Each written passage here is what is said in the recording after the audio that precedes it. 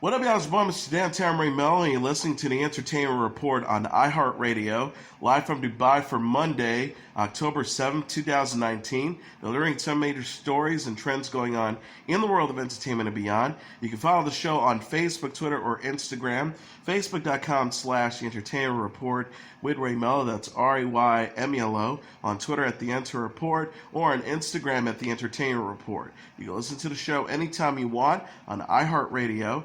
Just go to iHeart.com, the iHeart phone app, search for The Entertainment Report, and it'll take you to the page. Everyone had a fantastic weekend. The trailer for Season 5 of the romantic drama Outlander shows Jamie and Claire Fraser preparing for the Revolutionary War in 18th century North Carolina. In the 70-second preview, the time traveler Claire, played by Katrina Balfe, ponders whether she should return to the 1960s where she belongs or stay with her husband, Jamie, played by Sam Heughan, her adult daughter, Brianna, played by Sophie Skelton, and her boyfriend, Roger, played by Richard Rankin. Claire tells Jamie in one scene, "It's my fault you are all here, fighting the dangers of the Carolina wilderness. I hope you don't stay." Her husband agreed she would be safer in her own time.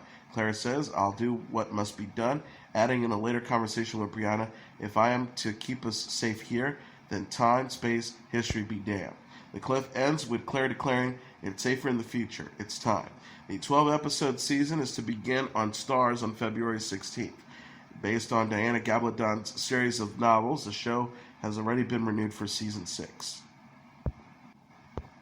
Season 2 of the sci-fi family drama Lost in Space is set to premiere on Netflix on December 24th, the streaming service announced Saturday. Turned Washington Spies and Austin Land actor J.J. Field has joined the cast in the recurring role of Ben Adler, Chief of Advanced Systems and Artificial Intelligence, the streaming service said in a press release. Filmed in Iceland and Vancouver, the show stars Toby Stevens, Molly Parker, Maxwell Jenkins, Mina Sandwell, Taylor Russell, Ignacio Cerricho, and Parker Posey. Season 2 will include 10-hour-long episodes. The synopsis reads, "There's more danger and adventure ahead for the Robinson family. The Jupiter 2 stranded on the mysterious ocean planet without their beloved robots. The Robinsons must work together alongside the mischievous and manipulative Dr. Smith and the always charming Don West to make it back to the Resolute and reunite with the other colonists." The show is a reimagining of the classic 1960s series by the same name. Both versions are loosely based on the 19th century novel Swiss Family Robinson. Walking Dead has been renewed by AMC for Season 11, and actress Laura Cohan is set to return as a regular cast member.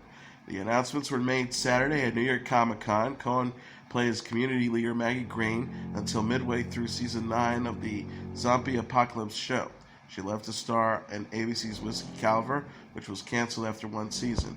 Sarah Burnett, the president of AMC Networks Entertainment Group and AMC Studios, says The Walking Dead burst out of the gate 10 years ago as a genre show that had all the characters step on a top-tier prestige drama.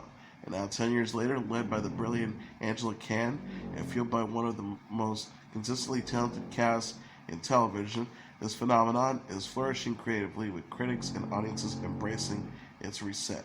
We're delighted to welcome Karen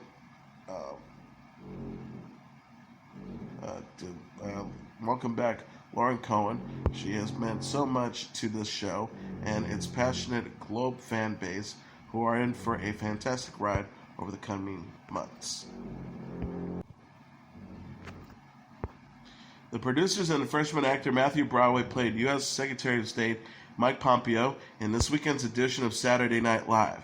The sketch featured Pompeo talking to lawyer Rudy Giuliani, played by Kate McKinnon, Bill Barr, played by Addie Bryan, and Vice President Mike Pence, played by Beck Bennett, about the impeachment inquiry involving President Donald Trump. After Giuliani leaves the room, Pompeo tells Pence he agrees with his suggestion that they all get their story straight before they are grilled by Congress. He also recommends they consider leaving the country. Pompeo says there's a whole list of countries that would love to have us: North Korea, Saudi Arabia, and a list. It was then revealed President of Finland, Saul Niinistö, played by Alice Moffat, was also in the room days after the meeting with Trump. Pence asked Niinistö, "You're still here from the press conference," then informed him it's okay to go home. Pompeo says, "I'm going to walk this guy out, What's Finland like? I mean, to live in. Pence wanted to know if Pompeo plans to come back. Pence says it's because there things if things go bad for Trump, I'm president. Pompeo says, "Oh yeah, that's right. That's going to work out just great. I can't wait for that to happen." And he added, hey, impeachment moves pretty fast. If you don't mind and look around, you might miss it." Quoting a famous line from his classic movie Ferris Bueller's Day Off. Broderick will soon be seen on the Netflix sci-fi series Daybreak, which is set to debut on October 24th. New Fright Lights alum Gaius Charles and Jason Behr, one of the stars of the original Roswell show, will play recurring roles in Season 2 of the CW alien drama Roswell, New Mexico. The news was announced Sunday at New York's Comic-Con. Charles will occur as a farmer named Bronson, while details about Behr's character have not yet been revealed. Executive producer Chris Hollier said in a statement, "We're looking at a way to instantly have our audiences be invested in 1947 story. We feel so lucky that he agreed to come help us tell this lyrical story within a story." He added executive producer Karina Adley McKenzie, "We're very excited that Jason will be joining us for a multi-episode arc. It's only fitting that he's playing a current top-secret character with deep ties to Roswell, New Mexico's history. Working with him has already been such a special experience for all of us, particularly when Roswell co-star Sherry Appleby wants to..."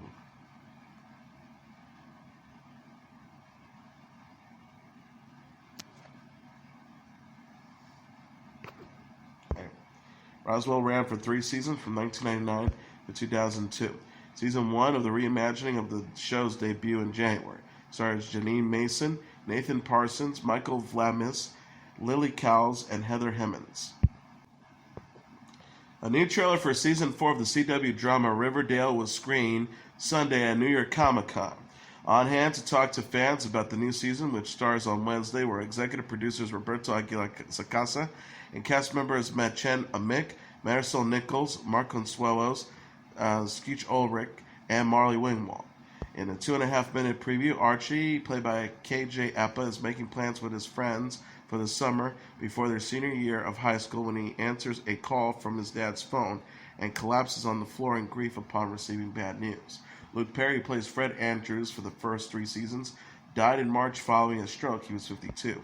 Archie can be heard saying in the trailer for the new season of Riverdale, "It hurts me that I never got to say goodbye." A photo of Perry as Fred is seen in the middle of a memorial floral wreath.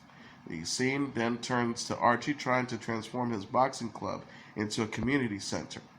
Ringwald, who plays Archie's mom Mary, assures him with a smile, "Your father never would have believed this, everything you have been building here." Ginger Baker, the British Rock and Roll Hall of Fame drummer with Cream and Blind Faith, died Sunday morning, 2 weeks after his family said he was critically ill in the hospital. He was 80.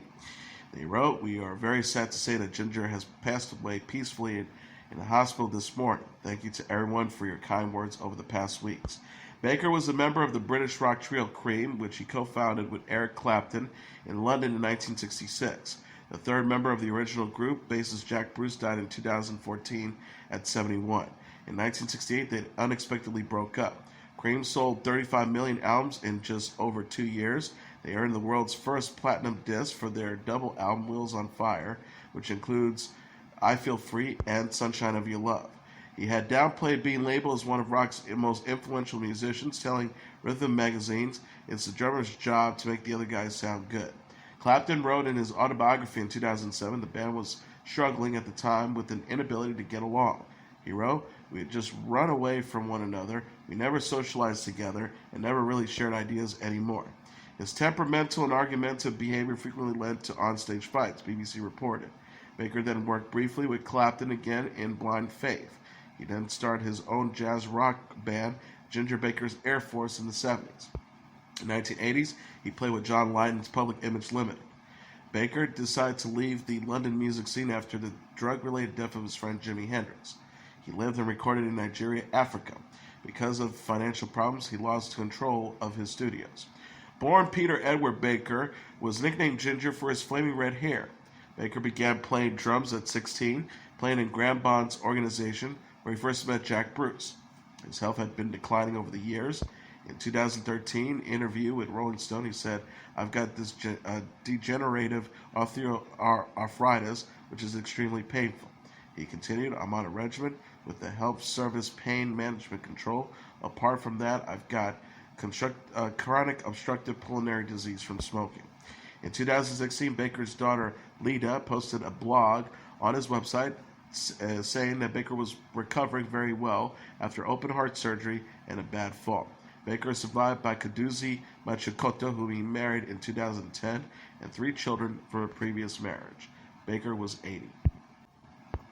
Rip Taylor, the campy comedian and actor known for throwing confetti, wearing flamboyant outfits, and crying for laughs, died Sunday, as President Harlan Bowl said. He was 84.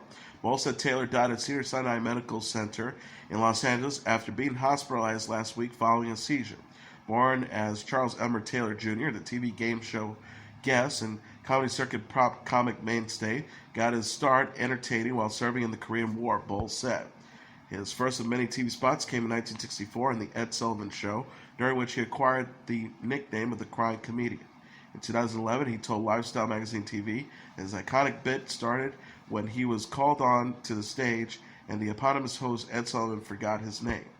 Taylor says, "He forgot my name, he couldn't read the cue card, I pulled a hair from my nose and tears came down, and they pushed me on," and he says, "the crying comedian," and that's how it happened. Throughout the 1970s, he became a household name for his shtick of dozing contestants on Hollywood Squares, The Gone Show, and the match game in heaps of confetti. Bowles says the greatest joy Rip had in life was from the result of making other people laugh. He didn't have an easy childhood, abused and bullied. He said he discovered early that they weren't hitting you if you were laughing. Tim Long, a long writer on The Simpsons, said on Twitter that Taylor was kind and hilarious, but also a brave spokesperson for survivors of abuse. Actress and comedian Sandra Bernhard said one of her first TV appearances was as a contestant on the game show The $1.98 Beauty Show, which Taylor presented. She said, "He was one of a kind, madcap, unapologetic, and damn funny, and will make it like them anymore." Later in his career, Taylor was known for playing himself in Wayne's World 2 and The Simpsons, as well as in several other movies and TV shows. He is survived by his longtime partner, Robert Fernay. Taylor was 84. The University of Kansas athletic director has apologized for a performance by hip-hop artist Snoop Dogg after preseason scrimmages by the men and women's basketball team.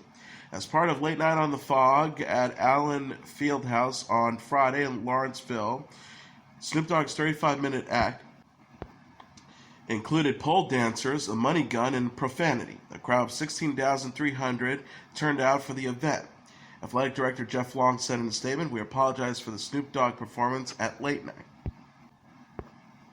We made it clear to the entertainers' managers that we expected a clean version of the show and took additional steps to communicate to our fans, including moving the artist to the final act of the evening to ensure that no basketball activities would be missed if anyone did not want to stay for a show. I take full responsibility for not thoroughly vetting all the details of the performance and offer my personal apologies to those who were offended. We strive to create a family atmosphere at Kansas and fell short of that this evening." The rapper met with the players in the locker room before the show and wore a blue Knight number 20 Kansas jersey. During the performance, he shot a money gun full of fake 100 bills featuring his face all over the team's bench area.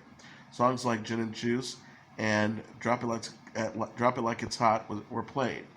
In a video produced by the school promoting the event, men's basketball coach Bill Self is wearing a shirt with the large Adidas basketball logo and a chain with the dollar sign. Self, who said he didn't see most of the performance, said he was told that the performance would be appropriate. He told reporters, "I didn't know there was going to be anything like that. I was told that this was radio edited and everything else. So I don't guess you have visuals on radio. But no, that's not the direction that anybody at our school would want that to go at all. Regardless of the entertainment it provided, it's still not the right way to provide the entertainment." Snoop Dogg posted on Instagram making a basket. He still got it. "Basketball is my favorite sport. Thank you, you. 3 weeks ago, the university was accused of 5 NCAA Level 1 violations, including a lack of institutional control and a violation of coaching responsibility standards. Rapper Post Malone's Hollywood's Bleeding is the #1 album in the United States for a third week. Coming in #2 on the Billboard 200 charts dated Saturday is Zac Brown's band The Owl, followed by Blink-182's 9 at #3, Taylor Swift's Lover at #4, and Young Thug's So Much Fun at #5. Rounding up the top tier are Little Tekka, We Love You Tekka at #6, Chris Brown's Indigo at #7, Billie Eilish, When We All Fall Asleep, Where Do We Go at #8, and #9, Lizzo, 'Cause I Love You at #10.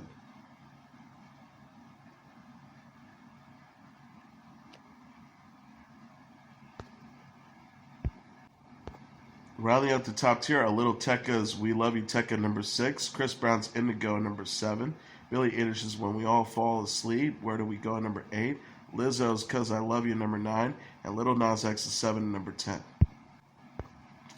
Joker: The Origin Story for the iconic villain, starring Joaquin Phoenix, is the #1 movie in North America, earning $93.5 million in receipts, BoxOfficeMojo.com announced Sunday.